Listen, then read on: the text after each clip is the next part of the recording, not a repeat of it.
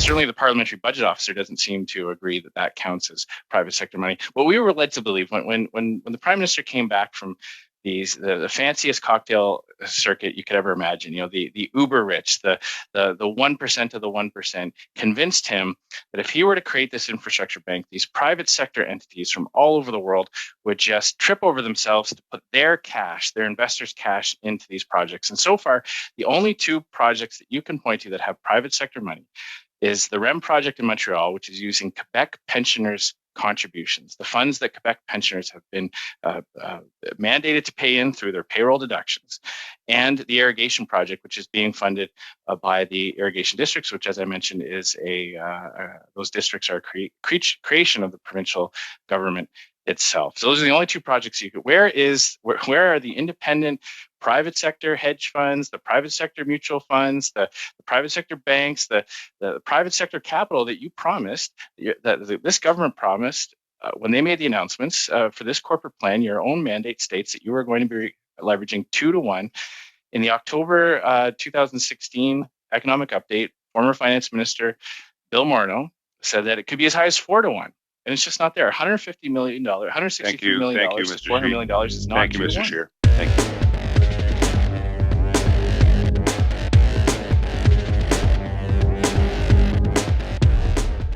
The first round, 6 minutes each. First off, we have Mr. Scheer. Mr. Scheer, the floor is yours. Thank you very much, Mr. Chair, and I'd like to welcome our guests and thank them very much for their presentation. As they will know, this committee is undertaking this study to find out what has exactly prevented the Canadian Infrastructure Bank from getting any projects completed in the almost 4 years since its inception.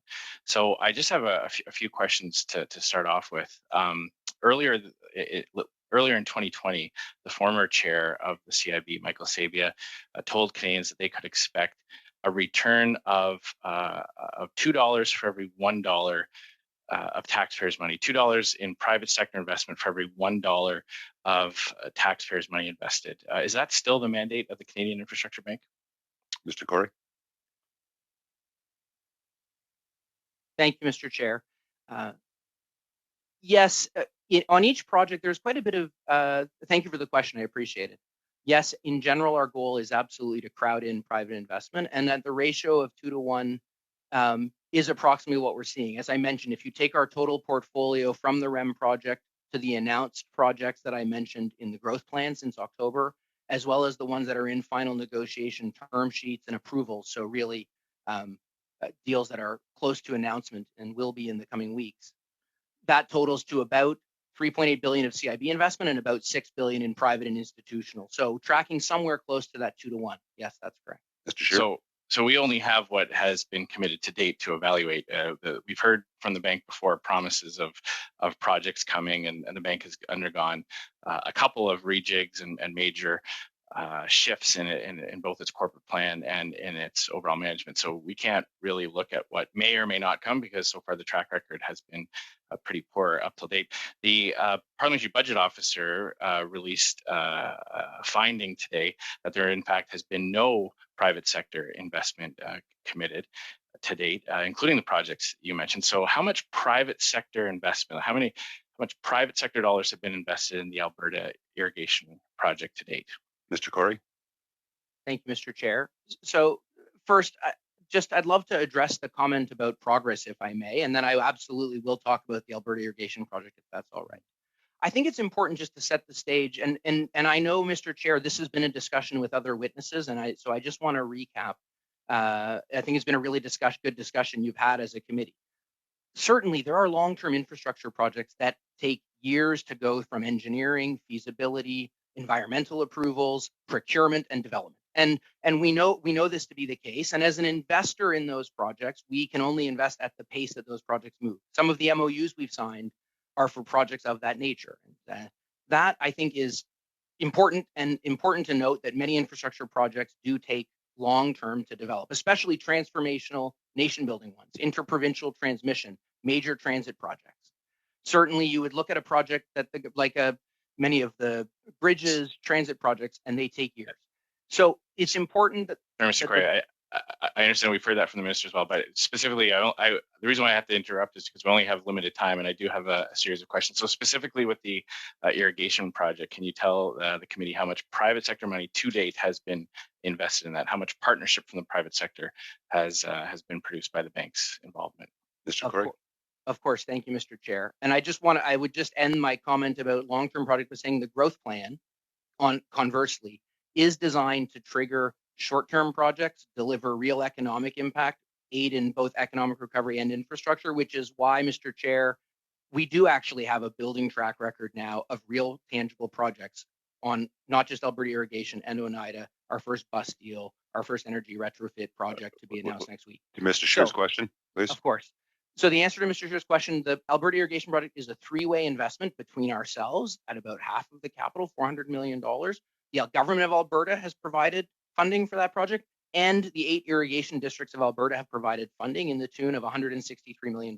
That represents those are municipal governments. Those are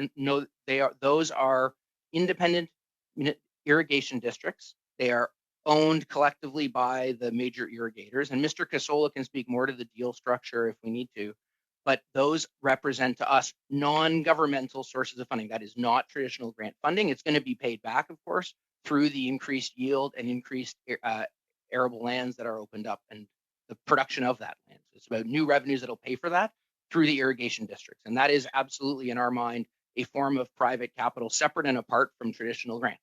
Okay. Our public pension plans, in your mind, non-government private sources of investment? Mr. Corey. Thank you, Mr. Chair. Yes, they are. Certainly the work on the REM project, which has a large institutional investor involved in it, who represent pensioners from across. Correct. That's the Caisse de dépôt. They have represent pensioners from across the province, millions of pensioners. They also draw on other institutional funders in partnership. So yes, that again represents non-governmental, non-grant funding. And I think I only have time for one more quick question. So on the parliamentary budget report, it states that the REM project lost $87.5 million last year. Are Canadian taxpayers on the hook for that through the Canadian Infrastructure Bank, or are Quebec pensioners on the hook for that through the Caisse's investment? Yeah, if I could, thank you, Mr. Chair. Yeah, if I could clarify, obviously when we make a loan to a project, we always need to be tracking the expected outcomes of that project and our repayment. And as any investor does, you always create an allowance for potential risks as they occur. That is not a loss. It's not a loss that is crystallized, but it's an allowance one must make. Certainly, COVID has played a role in the progress of that project, and that that creates uncertainty around timing of opening and ridership eventually. So as a prudent investor, thank you, Mr. Corey. Thank you, Mr. Scheer.